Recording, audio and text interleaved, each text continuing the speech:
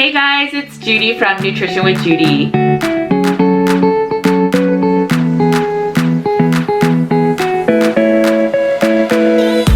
Alright, I hope you guys are having a good week. Thank you for joining me. Please make sure to subscribe, hit the bell, like this video. This allows me to provide you more free content. Alright, so this week we are going to do a quick video. It's just about, should I eat more higher fat, higher protein? Alright, so I always say when it comes to fat and protein, especially protein, that listen to your body, eat to satiety. But if you are feeling lethargic or tired after a meal, you may not be digesting your proteins as well. So proteins are the hardest macronutrient for your body to break down. It takes a lot of energy in your body to break down proteins into amino acids. And that's why if you eat a high protein diet without any fat, that's why when you eat too lean of protein and not enough fat, your body has to then start using endogenous energy to break down into amino acids. And hence you may not feel well or satiated. If you've been following me for a while, you know that I'm all about bio-individuality. There's no real answer of everybody should be eating this type of fat, this type of protein. There's no like ratios that are perfect for everyone or macronutrients that are perfect for everyone. I always say go with how you feel, and if you're eating a higher protein diet with lesser fat and then you feel tired, lethargic after, that may not be the answer. If you eat higher fat but then you all of a sudden have loose stools, that may be an indication that your gallbladder needs support, that you may need more bile and it's not working as efficiently, and that's why loose stools can be happening. I personally believe that you can really up the fat and you can handle it. Your body, your digestive system should handle it. I know a lot of people that come to the carnivorous way of eating or ketogenic way of eating say, I can't eat that much fat because when I go to X level of fat, my body can't handle it. I believe personally that you need digestive support. I believe that our bodies are strong enough and smart enough to be able to handle fat. And it really just requires the gallbladder to release more bile to then break down the fats and so on and so forth. But when the process is not working properly, that's when we get the loose stools and we don't feel well.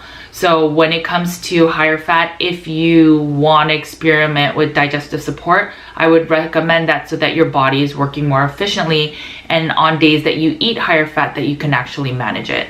And by now you should know that I am all about gut health. And so, I mean, if your bile is not working properly and you're eating fat, it can actually exacerbate SIBO, which is small intestinal bacterial overgrowth.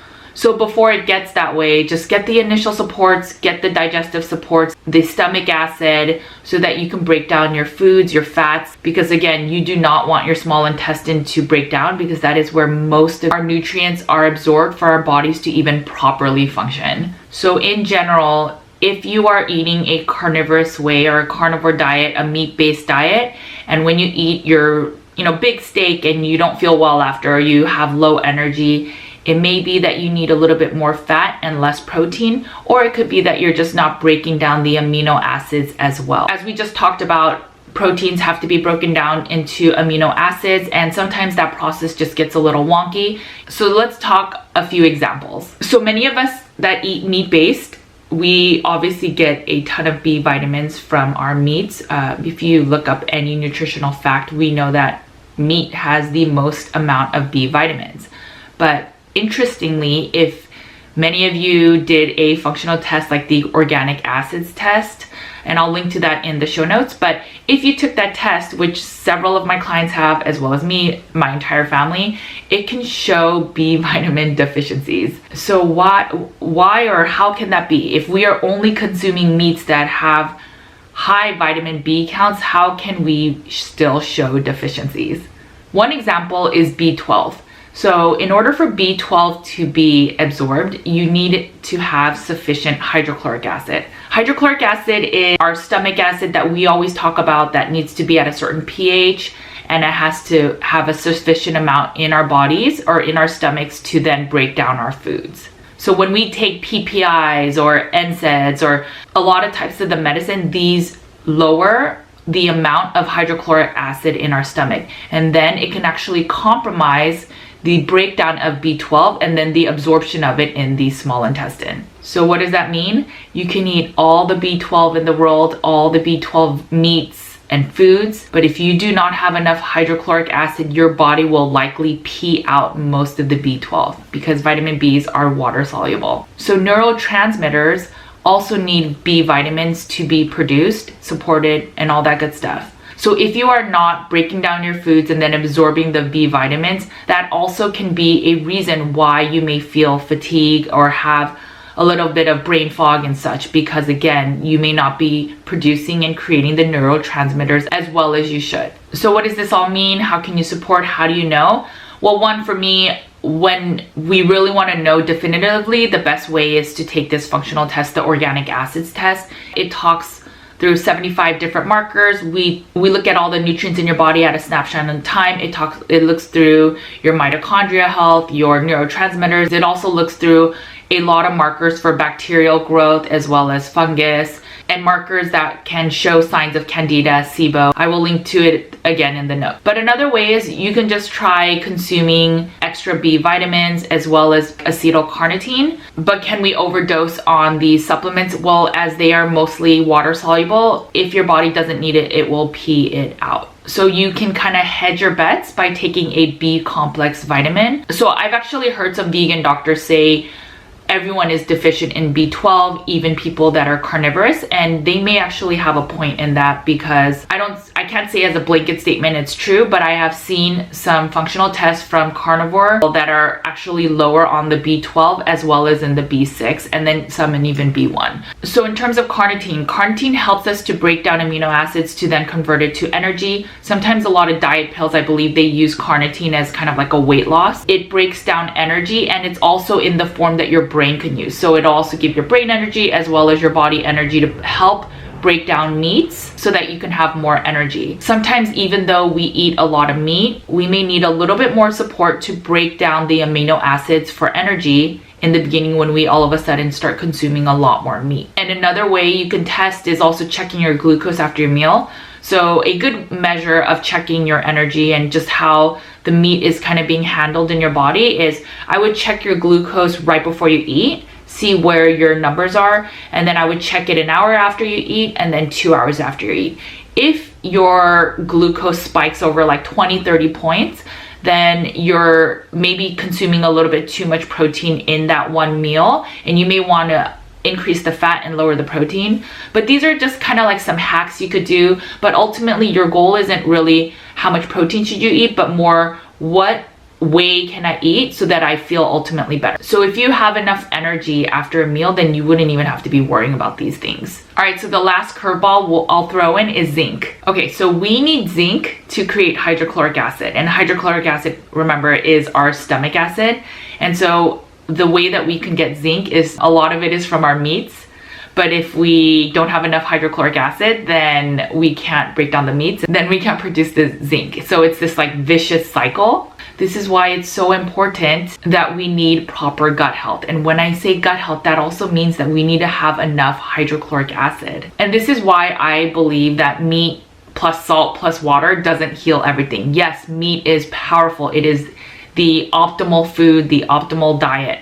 But sometimes, especially coming from a standard American diet, the way we've been living for such a long time, that our gut may need support. And I don't know how just eating meat over and over and over will then repair the lack of zinc and the lack of hydrochloric acid. It may in a year or two, who knows, but why go through that pain? Why not provide the zinc in your body initially, or the B complex vitamins, so that you can support your body and thrive on carnivore efficiently. So figure out what works for you. If you have low energy, if you feel kind of brain fog, these are the symptoms that you may want to do a little bit of investigation, do a little bit of your own biohacking, measure your glucose, try a B complex, you can try zinc, but these are things that you can try to see if your energy will get better. All right, so I'm sure someone's going to ask, what is the amount of protein I should be eating a day? What is the ideal? You guys know by now that I don't like talking about things like that. I do not like people under eating, but what does under eating mean? So I'll just give you kind of like a general rule of thumb. I'm not saying that you need to eat this as a maximum, but I definitely say don't eat under this minimum in terms of protein. So if you eat this amount and then you still feel kind of crappy, I would maybe break your meals into 1, 2, or 3 meals a day. see what works for you and see what allows you to eat enough protein, because you need protein in your bodies for optimal health. The general rule of thumb is a minimum of 0.8 grams per pound of weight. So let's do the math on that. So as a 130-pound person, that would be 104 grams, and then you would divide that by 7 to get the ounces, which is basically 15 ounces. So minimally, that means that you should at least be consuming about 15 ounces, which is just under a pound. So again, I'm not saying that that's the max you should hit. That's actually the minimum, I think, requirement you should hit, because again, amino acids is everything. It is the building blocks of our body. So I know this goes against the grain of most carnivores. I know most carnivores say just eat meat and water and you'll be healed, but I personally think that given our standard American diet, our gut health damages from so many things, I believe that a lot of carnivores can benefit from starting carnivore with digestive enzymes, with a little bit of hydrochloric acid, and some even with B complex. So your energy, your gut health will be working more optimally right out the gate.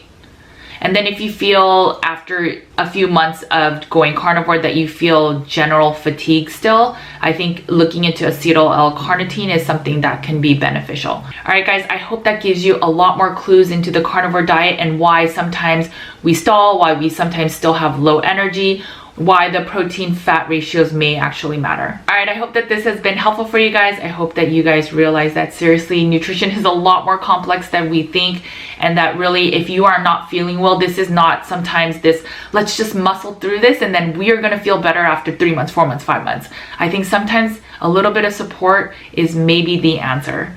All right, I will talk to you guys soon. Please make sure to subscribe, hit the bell, and like my video. This allows me to provide you more free content. You know the drill. Make sure to eat a lot of meat. Take care of your bodies, because it is the only place you have to live.